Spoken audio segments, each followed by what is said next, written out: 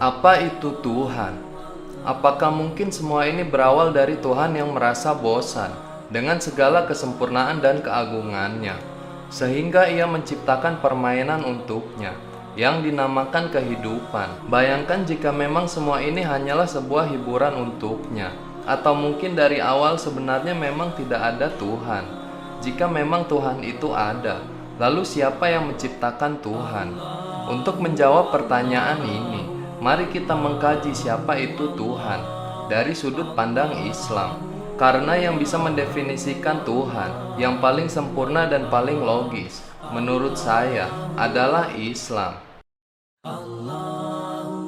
Jika memang ada sesosok entitas yang bergelarkan Tuhan, setidaknya dia wajib memenuhi beberapa kriteria sebagai berikut ini.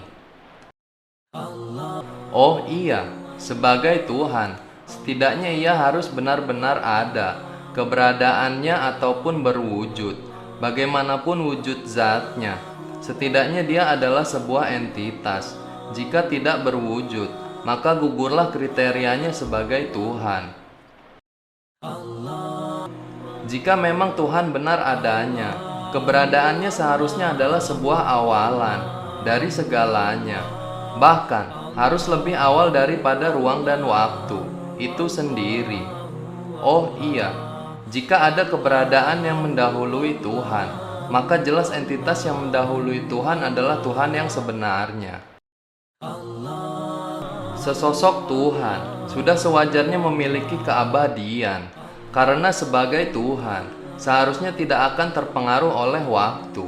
Oh iya, Tuhan adalah sebuah entitas di luar ruang dan waktu, yang mana ruang dan waktu adalah salah satu dari ciptaannya, yang berarti waktu yang dimiliki Tuhan adalah tak terhingga, dengan kata lain, abadi atau kekal.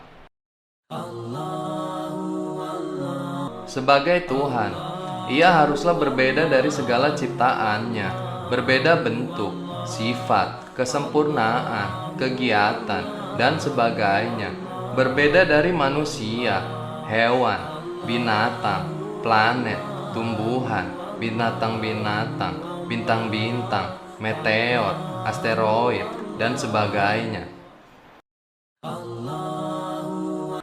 Tuhan sebagai sosok yang maha kuasa dan perkasa seharusnya tidak akan pernah bergantung kepada apapun selain dirinya sendiri. Tuhan haruslah mandiri dalam berbagai aspek. Tuhan selalu berdiri sendiri. Jika Tuhan masih membutuhkan bantuan dari Tuhan lain, jelas dia bukanlah Tuhan yang asli. Tuhan seharusnya hanya satu entitas atau esa, karena jika Tuhan lebih dari satu, maka sifatnya yang maha kuasa akan dipertanyakan kebenarannya. Tuhan hanyalah satu dan tidak akan ada yang sebanding dengannya. Jelas itu adalah definisi Tuhan yang maha kuasa. Sebagai entitas yang menciptakan alam semesta dan segala isinya, sudah jelas bahwa Tuhan adalah entitas yang maha kuasa dan bisa mengabulkan apa saja yang ia kehendaki. Tuhan adalah sosok yang terkuat dari apapun yang pernah ada. Jika Tuhan memiliki satu saja kelemahan, jelas dia bukanlah Tuhan. Beberapa sifat tadi adalah 7 syarat minimal yang harus dimiliki sesosok yang mengakui bahwa dirinya adalah Tuhan. Di dalam sudut pandang Islam, terdapat ayat-ayat Al-Quran yang menyatakan bahwa Allah memiliki seluruh sifat yang kita jabarkan tadi. Bahkan Allah memiliki 13 sifat lainnya. Dengan kata lain, Allah adalah Tuhan yang maha sempurna, yang melebihi kriteria minimal untuk menjadi sesosok Tuhan. Lalu siapa yang menciptakan Allah? Pertanyaan seperti ini sering sekali terbesit di setiap akal manusia. Hal ini adalah hal yang wajar untuk mempertanyakan tujuan hidup ataupun asal mula kehidupan itu sendiri. Namun, di dalam Islam, mempertanyakan hal itu secara berlebih adalah tindakan yang dilarang. Oh iya, karena dikhawatirkan akan merusak pola pikir manusia yang dangkal. Eksistensi Tuhan adalah sesuatu yang berada jauh di luar jangkauan manusia.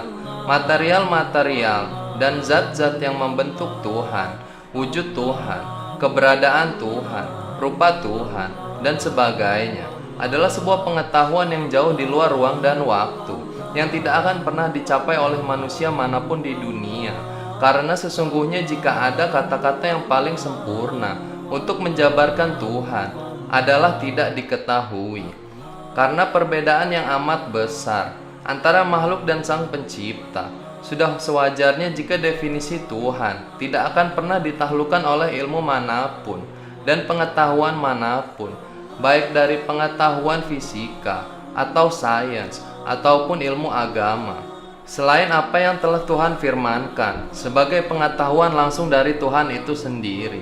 Seperti 20 sifat wajib Tuhan yang mana Allah sendiri lah yang memberikan informasi itu sendiri. Oh iya, dan karena sifat Allah yang maha terdahulu, artinya Allah adalah awalan dari segalanya. Jadi dengan kata lain, pertanyaan siapa yang membuat Tuhan adalah pertanyaan yang tidak logis. Seperti halnya jika kita bertanya, apakah laki-laki yang berhubungan intim dengan laki-laki dapat menghasilkan sebuah anak? Atau apakah 1 tambah 1 sama dengan 3? Tentu saja, pertanyaan seperti itu tidak terdapat jawabannya. Oh iya, karena pada dasarnya pertanyaan itu sendiri sudah tidak masuk akal. Laki-laki dan laki-laki tidak akan bisa menghasilkan anak. 1 tambah 1 tidak akan pernah menjadi 3. Dan tidak akan pernah ada yang bisa menciptakan Tuhan. Jika Tuhan diciptakan, maka yang menciptakan Tuhan adalah Tuhan yang sebenarnya. Oh iya. Allahu Allah, Allahu Allah, Allahu Allah.